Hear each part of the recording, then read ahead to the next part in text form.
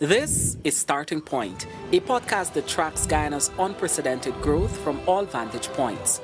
Join your hosts, Kiana Wilberg and Fariza Hanif, as they dive deep into the heart of topical issues. Hi there. Welcome to this week's episode of Starting Point. I am your host, Kiana Wilberg, and I'm joined by co-host Ms. Fariza Hanif. Today, we have the distinct honor and pleasure of interviewing a man whose life is the epitome of discipline, duty, and diligence, whose heart is tied to the protection of this country and her citizens. Ladies and gentlemen, we have within our midst the Prime Minister of the Cooperative Republic of Guyana, Brigadier Retired Mark Phillips. Prime Minister, welcome to the podcast. It's an honor to have you here. Thank you, Guyana. Thank you, Fariza. And to the people of Guyana, I'm happy to be here on Starting Point and, of course, to share with you information from my standpoint and on what is happening in Guyana, what is happening in Guyana over the last 5 years, and what is likely to happen over the next 5 years. Indeed. Prime Minister, I'm happy that you started on that note because that is actually tied to my first question. Within the past 5 years, we've seen Guyana undergo tremendous growth. But within the second term, we're curious to know what have been some of your priorities within the first 100 days? Well, within the first 100 days, as you know, we had elections in September 2025, but also we had a budget in January 2025. That's right. So there are a set of projects and policies and programs. Notwithstanding the election, of course, you know, we had to focus on campaigning for the elections, but we still had to complete the budgetary allocated projects, programs that were earmarked for 2025. So in essence, what we did over the last 100 days was to complete those projects and also to plan for 2026 and beyond. Indeed. So it has been quite a hectic few weeks for your office. It has been. But, you know, even though we have some of the plans already ongoing to transform the lives of citizens, you find that there are still those who are bent on distracting the government from achieving this goal.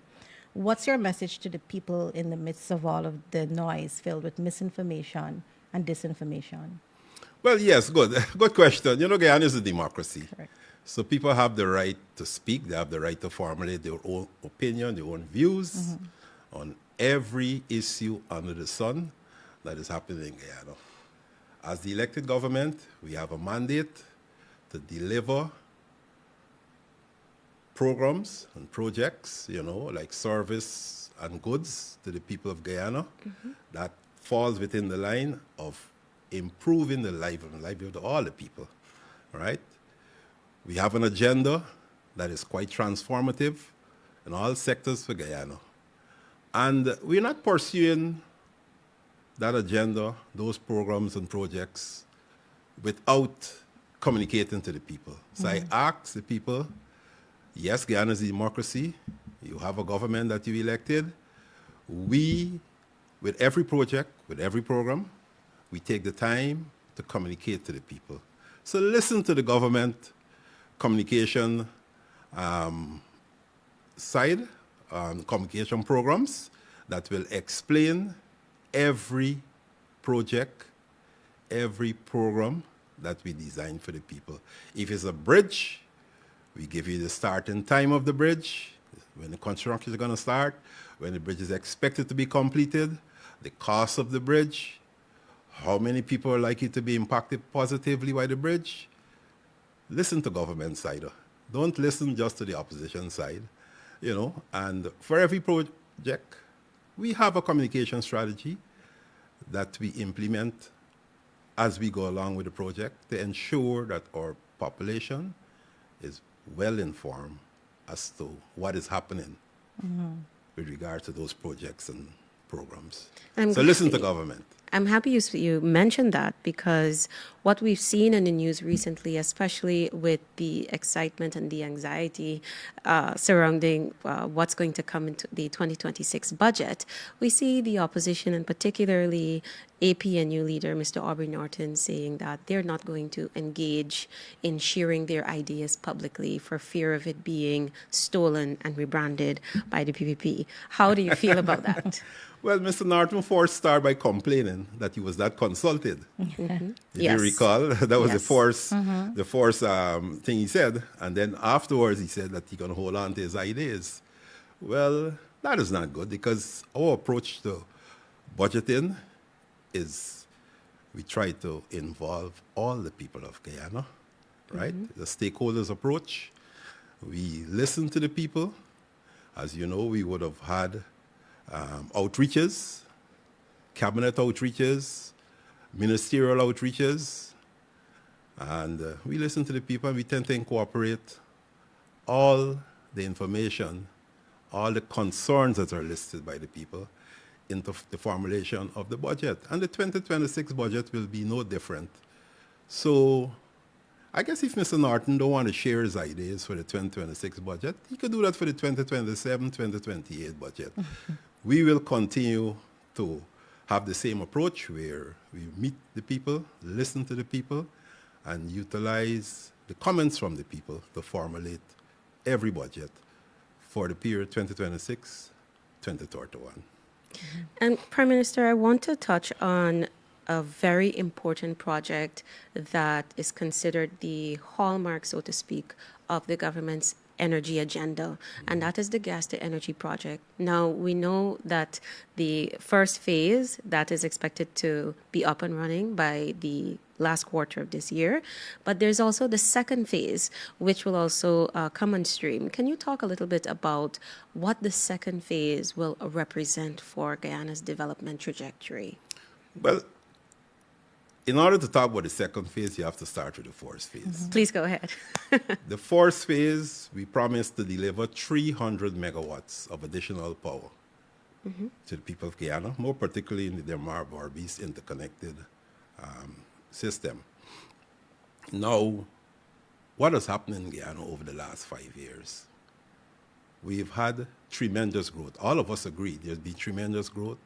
New housing schemes, new hospitals, new hotels, new schools, road infrastructure, everything building out, and everything needs energy. So the demand for energy went up over the last 5 years. And we have had to implement short-term and medium to long-term measures to satisfy the increase in demand. You're aware of the barges, right? The power ships. Right. Right, we bought 2 power ships, right, along with some other infrastructural expansion to, in a short-term manner, cater for the growing demand. The 300 megawatt gas to energy project is more mid-term to long-term planning. 300 additional megawatts of power Right. will satisfy the growing need for energy in Guyana. And by our projections, we will continue to grow. For example, the president talked about 40,000 houses over the next 5 years. There's 40,000 houses demanding additional electricity, right? You know about hotels opening, like every 3 months now we open a hotel in Guyana. There are requests for more investment, not only in hotel, but in agro-processing, and you name it. All aspects of development, you know, where there are opportunities for investment in More Guyana. restaurants, more cafes, Restaurants, more cafes, supermarkets. and government will continue to build more schools, right? There will be more health facilities, you name it. Everything will add to an increase in the demand for energy. Yes. So we have looked at that, and we decided that right on the heels of the gas energy one, we must have gas energy too, which basically is another 300 megawatts of power that we intend to have in place by 2030 to satisfy the growing demand for electricity in Guyana. And in addition to the phase two, we've seen requests for proposals coming out of your office for two important components of the entire gas to energy operation, and that's for a gas bottling company or facility, as well as for a fertilizer plant. And can you give us some insights from your office on the importance of this, what these two opportunities could mean for Guyana's future?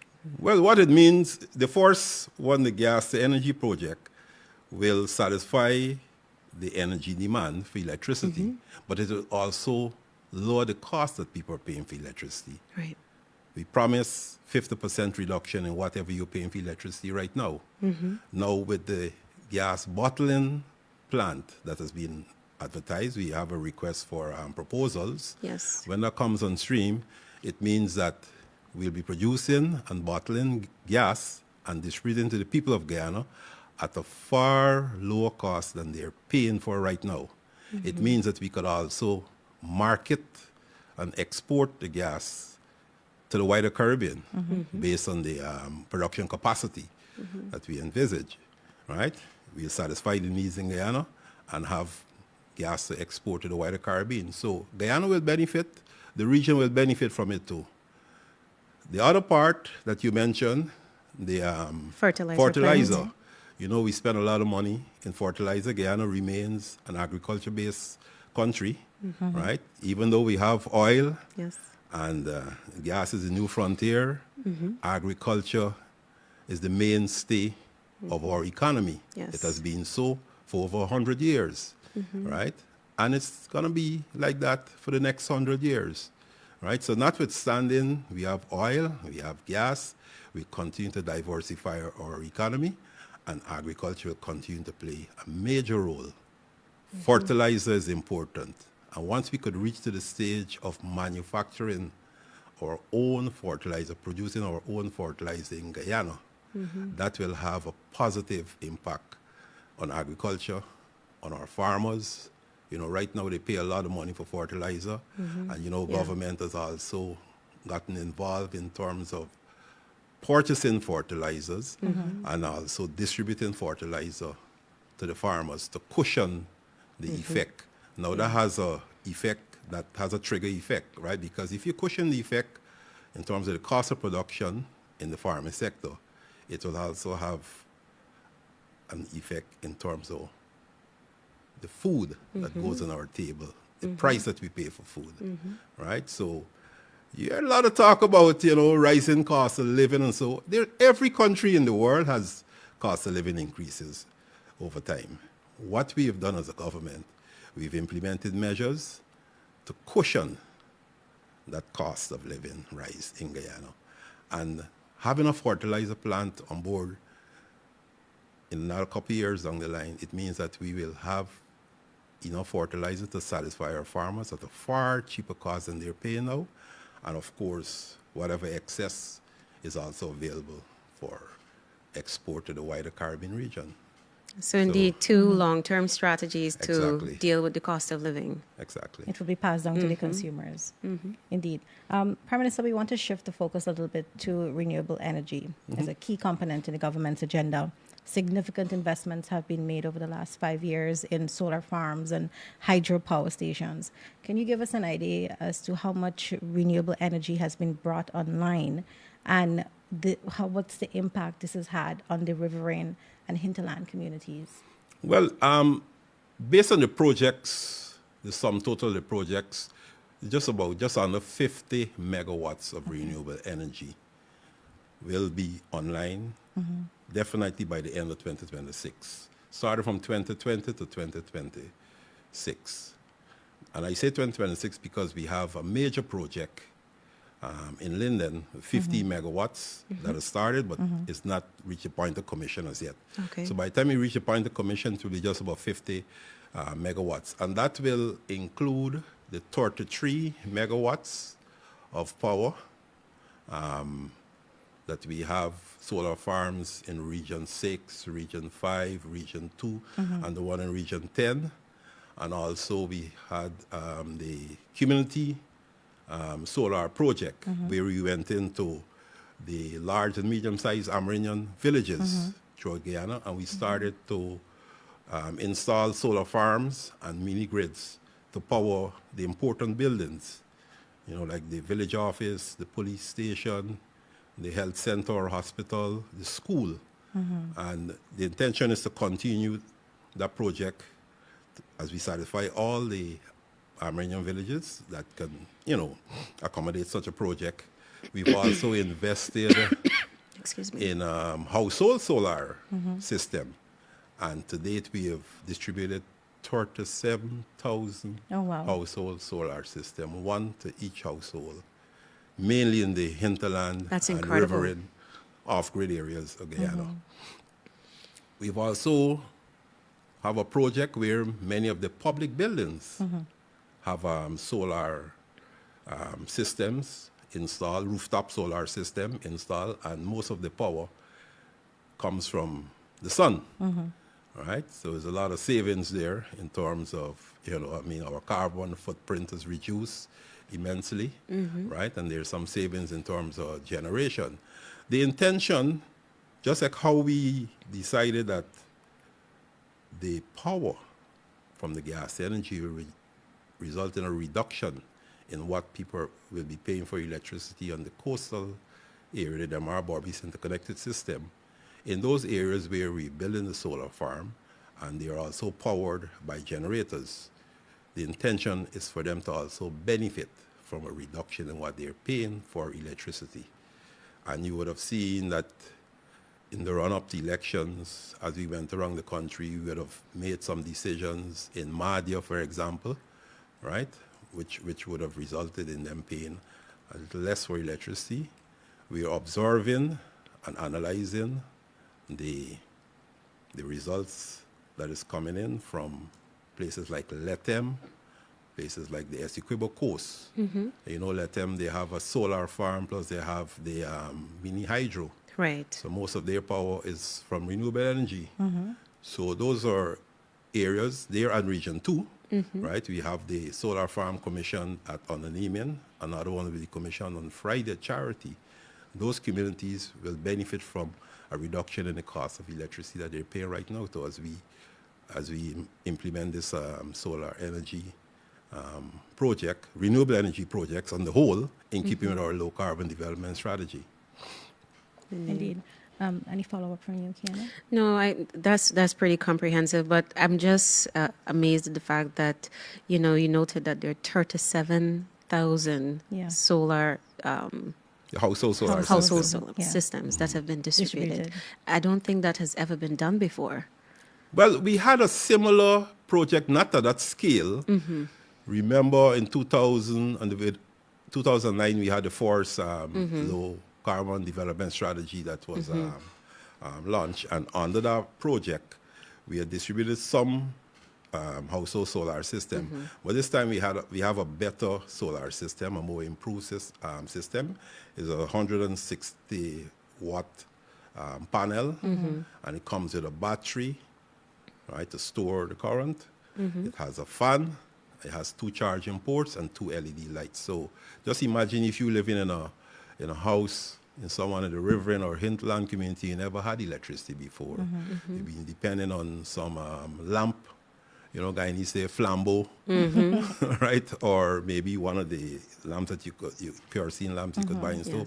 You now have a solar, household solar system that was given to you by the government of Guyana, free of cost. That has transformed people's lives. It means that more hours of darkness can now be used for productive activities, right? We have reports of, the children can study more hours in the night for their exams, right? People can connect to the internet through their powering of their devices, right? People who have small businesses, like people who do a lot of sewing or agro-processing at the cottage level, they can now do additional work. So it's really transforming lives. It is. Yes. It is. And, more and more we need to go out and visit the people out there and hear firsthand from them what has happened in their lives with these projects. And the impact it has made, And the definitely. impact, the positive impact it has made. Prime Minister, I want us to talk about Venezuela. We've seen the developments taking place Oh, there. before we go to Venezuela, there's another important one that we must Yes, not go leave ahead. out, Yes. is the hinterland poor and remote community ICT connectivity project. Some 253 Amerindian communities are now connected to the internet through that project and through the work of the NDMA. All right? Wow. We are building ICT hubs in 200 communities. We finished just about 140 now. We have another 60 to complete. But then in addition to that, and separate and apart from that, we've connected 253 Amerindian communities using the, what you call the Starlink, Yes. Starlink device. We've installed Starlink device in every one of those Amerindian community, and they're now connected to the internet.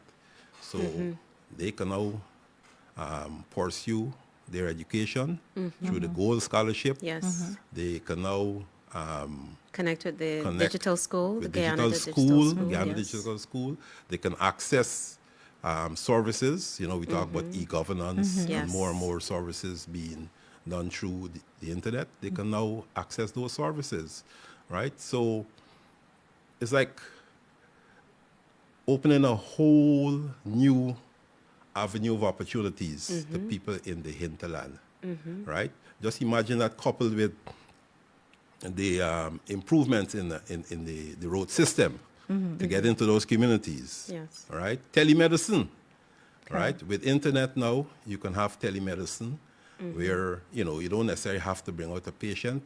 Once they're connected with a specialist and the treatment can be administered at that health center, that hospital in the hinterland, right? It has been done there, and you only bring out the patient if it is necessary, right? So all this technology that's available in the first world and in emerging economies, we are embracing in Guyana today to make life better for people wherever they're located. And major developments in the hinterland communities as well. and Oh, improvement, yes. Definitely. Oh, yes, certainly. So back to Venezuela. Prime Back to Minister. Venezuela. We've seen the developments taking place there, and the toppling of Nicolas Maduro and his wife, and rightfully so, there were immediate concerns that there could be disruptions at the border that we share with them.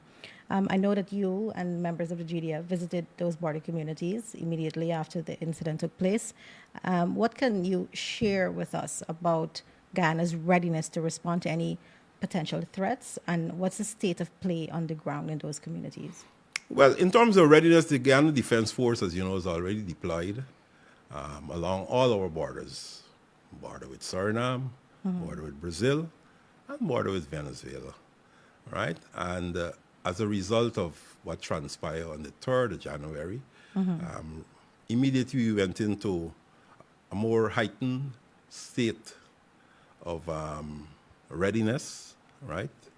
In fact, I will argue that the troops there were already in a heightened state of readiness. So it's just a matter of sensitizing them to what happened in Venezuela and for them to be extra vigilant, and not only for the troops, the police, and the Guyana Defense Force, but the wider community. So what we did, I myself, after our meeting on the Defense Board, I went into Region 1, and we didn't only meet with the police and with the Army, but we met with the regional administration because they have an important role, right, in terms of intelligence, in terms of security of the region. And then we basically went a few areas and interacted with people. The people were more or less, because again of connectivity, Right. they were following what was going on in Venezuela. And before we arrived there, they knew that Maduro was, former President Maduro was taken away from Venezuela to the United States. And, so we impress upon the people, we impress upon the administration that we have to remain sensitive to what is likely to happen on our frontier. To date, we have not seen thankfully, we have not seen anything unusual. It's just the routine, what we consider the routine activities of people on the frontier. But we will not fall into any false sense of security and believing that everything is back to normal.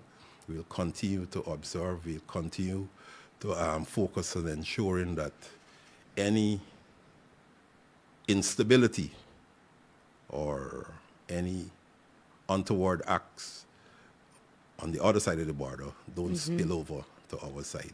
Because at the end of the day, we have to define aggression on the border. We have to defend our border, and we have to ensure that the people who live on our side enjoy an acceptable level of security away from any acts of instability that likely to occur on the other side. Prime Minister, before we close, even with the level or degree of preparation that is being done, we still see the government being criticized by members of the political opposition regarding national security and the strategy surrounding this. You've served at the highest levels of protecting this nation, and I'd love to hear from you. Do you believe that there is a particular issue that or matter within that pertains to national security which the opposition perhaps does not have greater appreciation for, or they should have a greater appreciation for, given the criticisms that they've leveled against the government on wanting more details? Well, as I mentioned at the beginning, we live in a democratic state, right?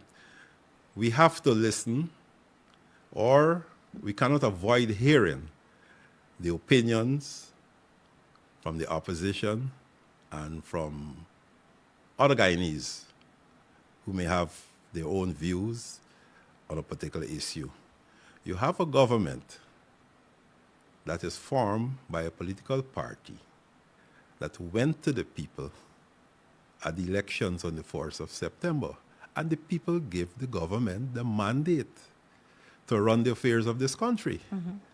So we as a government have to focus on running the affairs of this country, right? Safeguarding the people, issues of sovereignty, issues of stability, security.